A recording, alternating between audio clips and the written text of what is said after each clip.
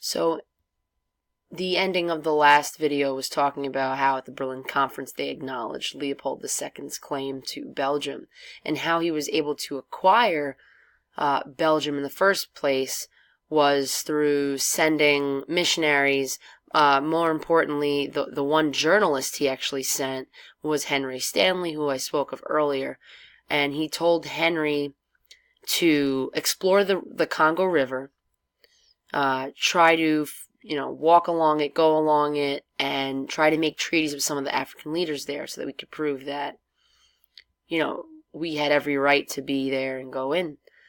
So Henry Stanley does, and he's successful, but Leopold II was telling his actual people of Belgium that this was a civilizing mission and that, they're going to be carrying the light of saving these men from barbarism by bringing in their Christianity and their language and their schooling and their clothing, and he's going to kind of go in there and save the people.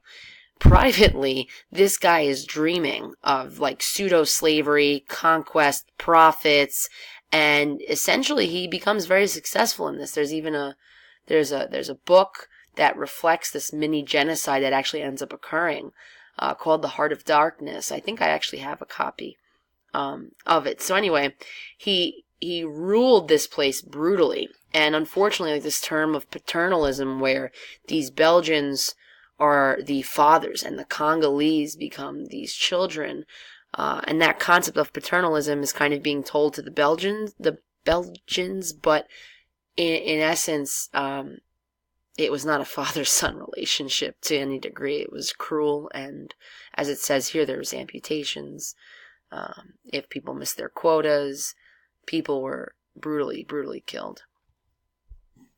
There's also a movie called King Leopold's Ghost. Go check that out. This is, so again, kind of overall view, and then I'll stop here.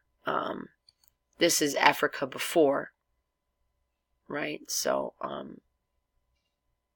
and then this is Africa afterwards. So a lot of differences there. You don't need this. Again, this is me throwing it in here. These are ways that Africans were able to try to resist imperialism. So again, these natives aren't just accepting it. They are trying to fight back. So East Africans used the scorched earth method against the Germans. We had the Asante and the Zulus trying to resist the British, I believe, in the south. You had Ethiopia, who had modernized in preparation for these Europeans coming in. They were successful. And a lot of other places battled, these imperialists coming in through education and modern weapons. Positive, negative. So when these Europeans come in, they're bringing hospitals and schools and roads and trains and all these great modernized systems. So in essence, the African lifespan was increased. Communication supposedly was supposed to increase. The unfortunate part is that the traditions that were present amongst these tribes begin to erode. The inferiority of the Africans and what the Europeans believed about the Africans played out into long hours, low pay, poverty, tribes being forced to live amongst each other in these colonies, which led to their own clashes and genocides that we still see today. And of course, we're going to see apartheid and segregation all throughout the 1900s in certain areas of Africa. Yeah, and that's pretty much it. So good luck with the White Man's Burden poem, and if that's super confusing to you, I will of course definitely go over it on Monday. I hope you have a great weekend, and that's it. I mean, in essence, if you look at this whole thing about Africa and why Africa is the way it is today, Africa does regain its independence towards the late 1950s. So again, it's not even after World War I, it's after World War II.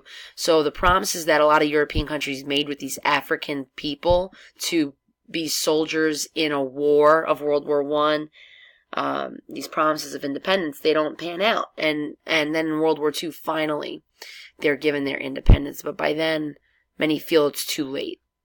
So again, by the time they regain their independence, this realm of the African world has acquired like a legacy of political fragmentation that is difficult to eliminate and difficult to create an operation that's satisfactory. So this politico-geographical... Oh!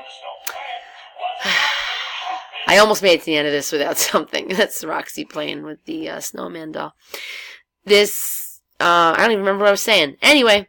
Full of fragment, greediness of the Europeans kind of created this chaos of what much of Africa is today. And that's it. Bye-bye.